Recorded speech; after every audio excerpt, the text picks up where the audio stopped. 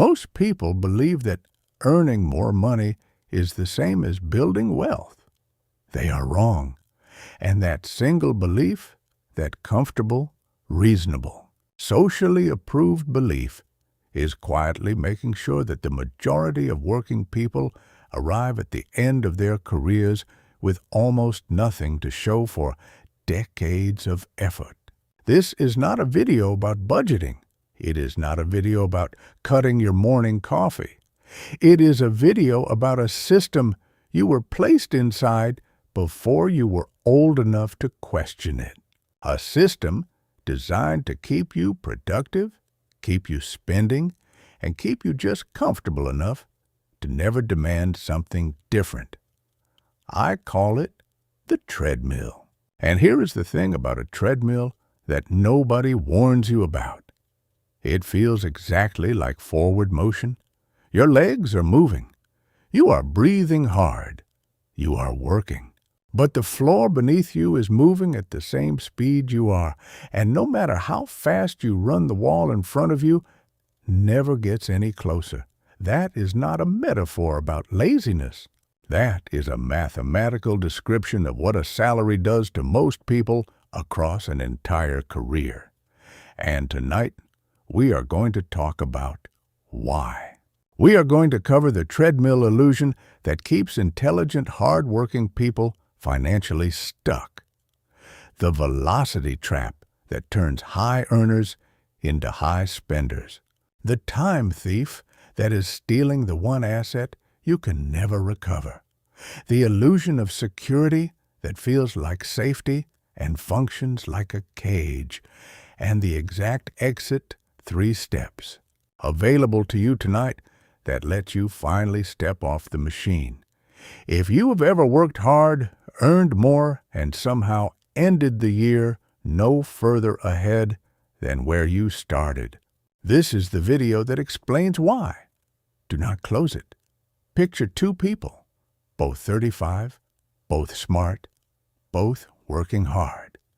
The first one, call him Marcus, earns $55,000 a year. He has $18,000 saved. He feels behind. The second one, call her Claire, earns $130,000 a year. She has $11,000 saved. She feels fine. Most people look at that and see an income problem. They are looking at the wrong number. Claire is not ahead of Marcus. Claire is losing, and she does not know it yet because the treadmill she is running on is faster, shinier, and comes with better shoes.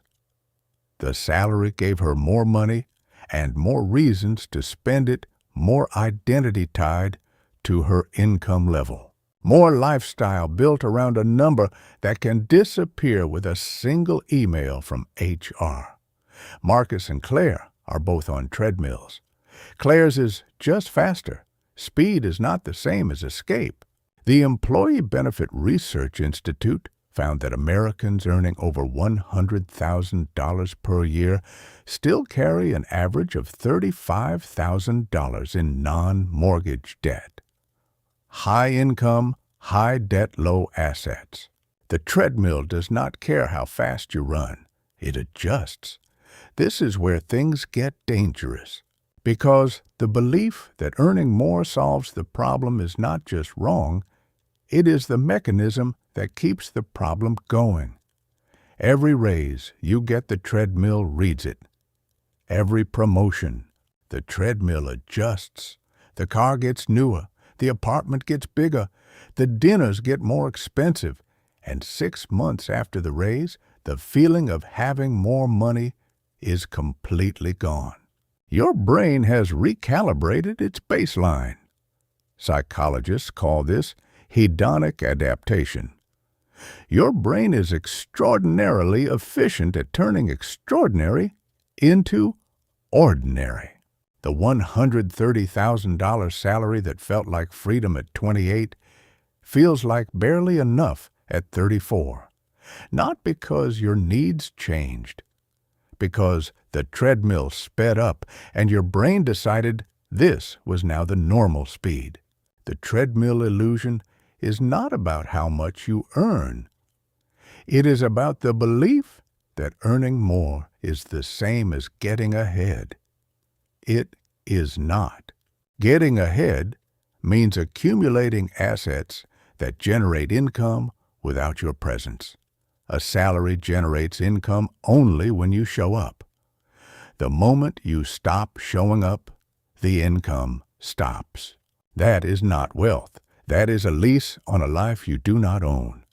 Your assignment after this section is simple. Write down your income from the last 3 years. Then write down your net worth change across those same 3 years. If your income went up and your net worth did not follow proportionally, you have just seen your treadmill speed on paper. You are not behind. You are informed. And informed is exactly where the exit begins. But seeing the treadmill is only the first step, because even people who see it clearly fall into the next trap, the one that turns high earners into some of the most financially fragile people alive.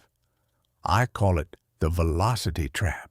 Here is something that should shock you, but probably will not, because the financial industry has spent decades making sure it stays invisible. The highest earners in your city are often the most financially fragile people in it. Not the lowest earners, the highest.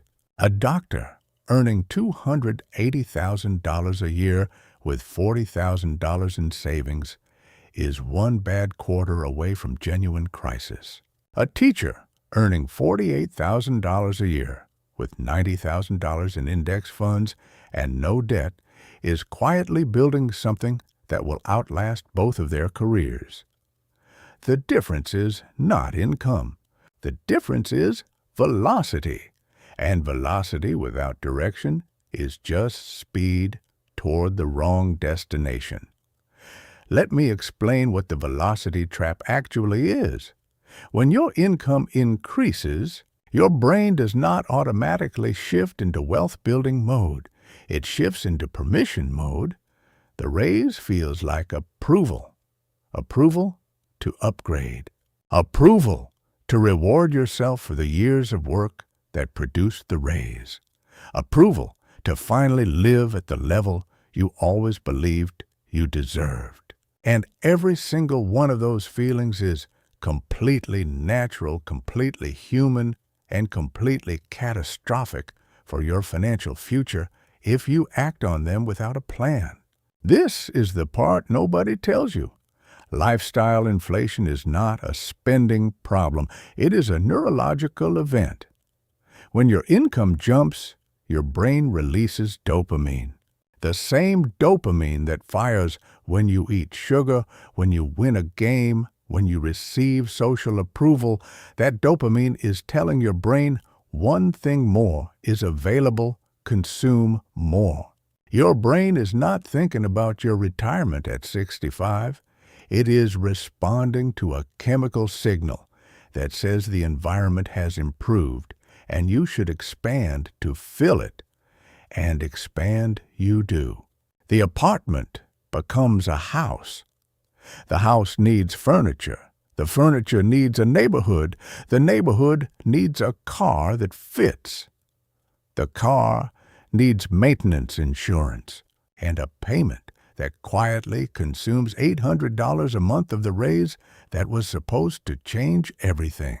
Researchers at Princeton studying income and well-being found something that became one of the most cited and most ignored findings in behavioral economics. Beyond a certain income threshold, additional earnings produced almost no increase in day-to-day emotional well-being. The number they identified was modest by the standards of what most ambitious earners chase. But people kept chasing far beyond it, spending to match their income, borrowing to exceed it, and arriving at figures that looked impressive on paper while feeling permanently insufficient in real life. That is the velocity trap. The faster the treadmill runs, the more expensive it becomes to stay on it. And here is what that costs you in actual numbers. Imagine Marcus and Claire again. Marcus earning $55,000, keeps his expenses at $38,000 a year, and invests the difference of $17,000 annually. Claire, earning $130,000, expands her lifestyle to $115,000 a year and invests the remaining $15,000. Claire earns more than twice what Marcus earns. Claire invests less. At 7% annual return over 20 years, Marcus builds $736,000. Claire builds $614,000.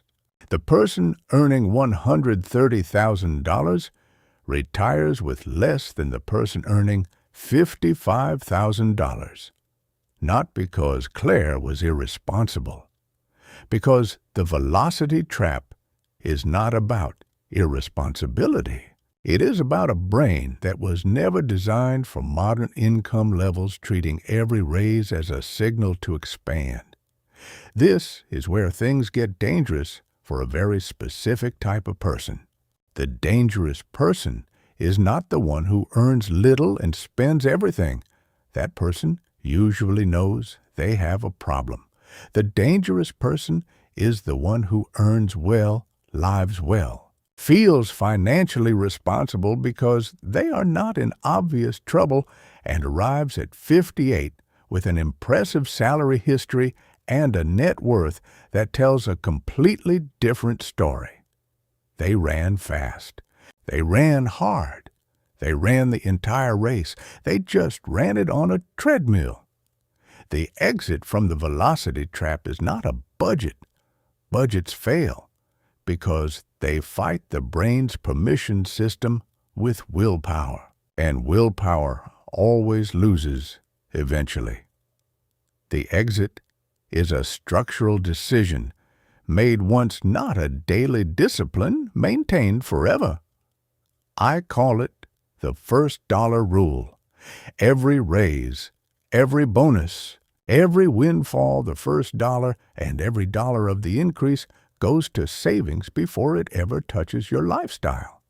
Not after expenses, before.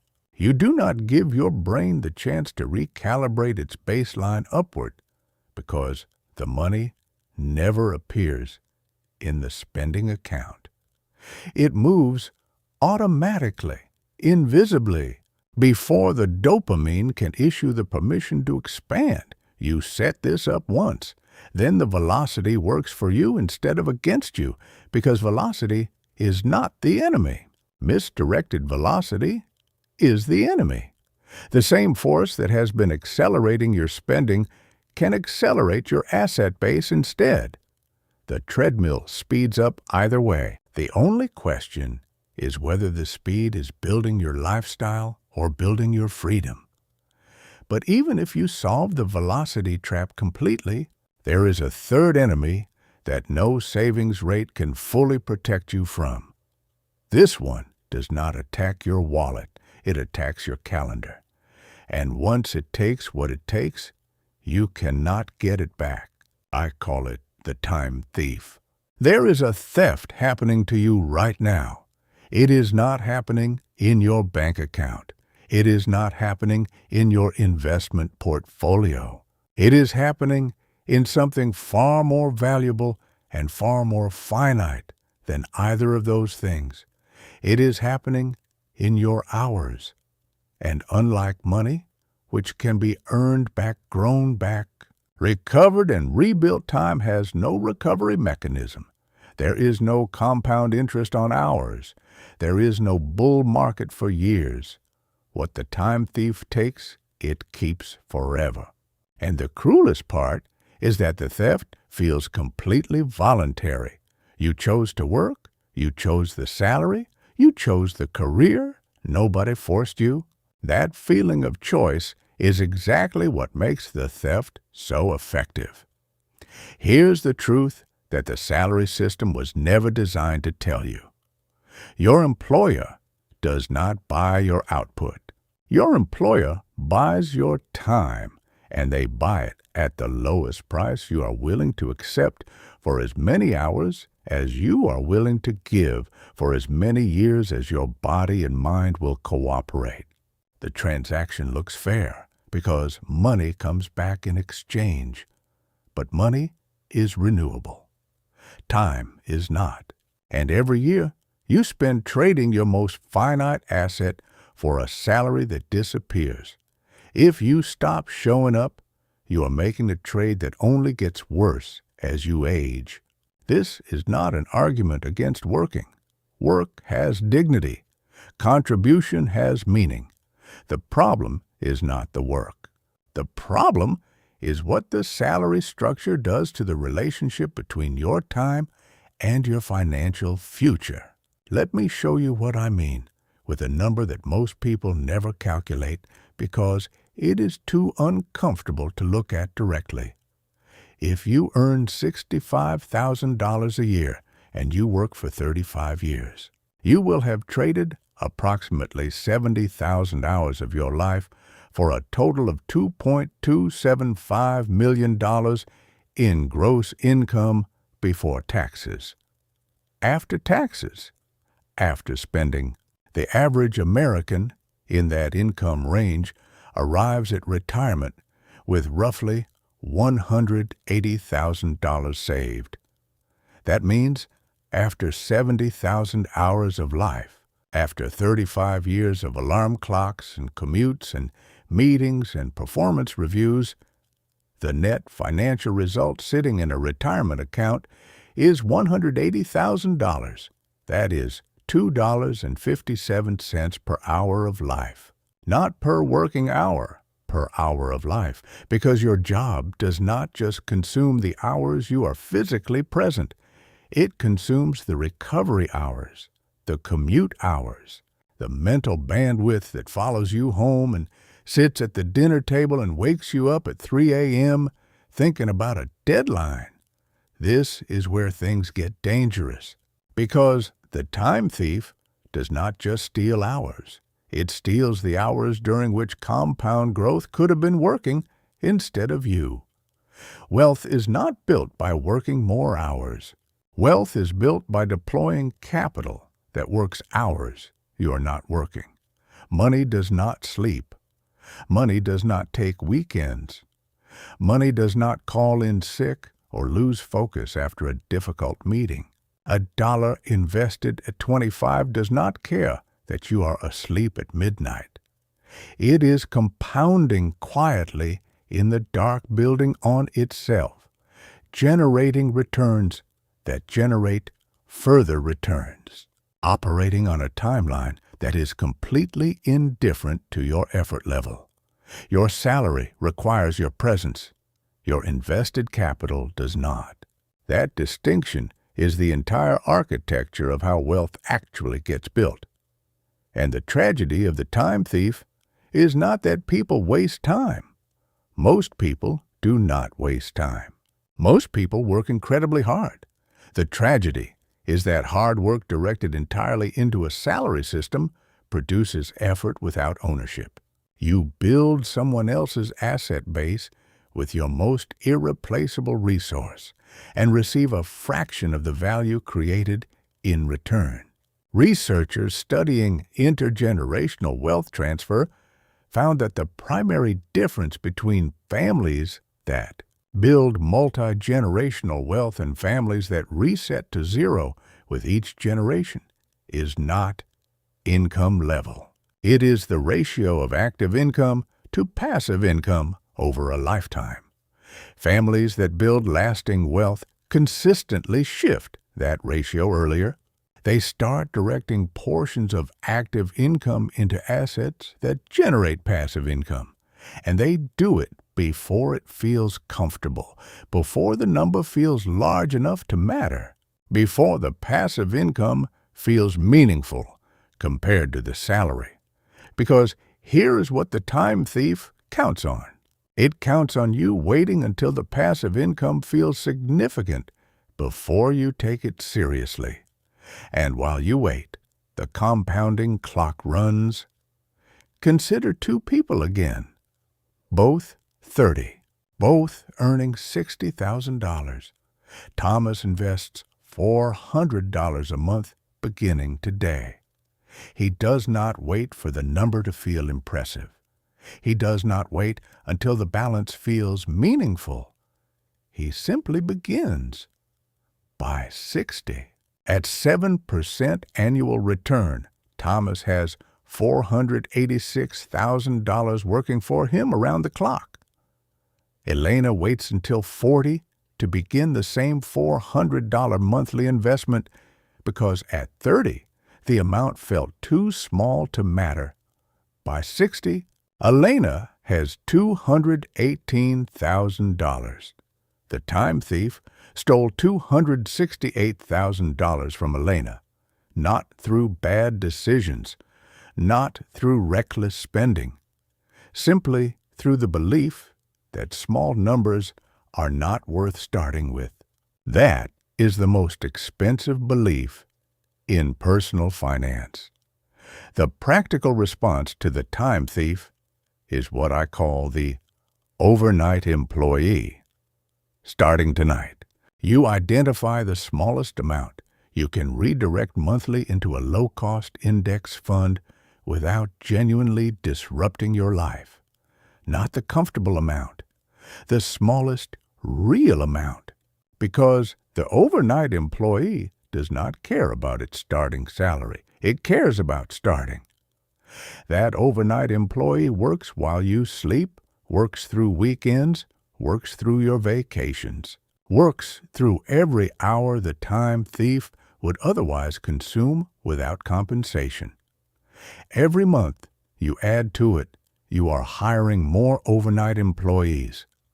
Every year you delay, you are choosing to let the time thief work alone. But even after you understand the treadmill, escape the velocity trap, and hire your overnight employees, there is one more wall between you and genuine financial freedom. It is the most seductive wall of all because it is built entirely out of something that feels like a virtue. It feels responsible. It feels mature. It feels like exactly the right thing to do. I call it the illusion of security. And it is the final chain. There is a feeling that a salary gives you that almost nothing else in modern life replicates.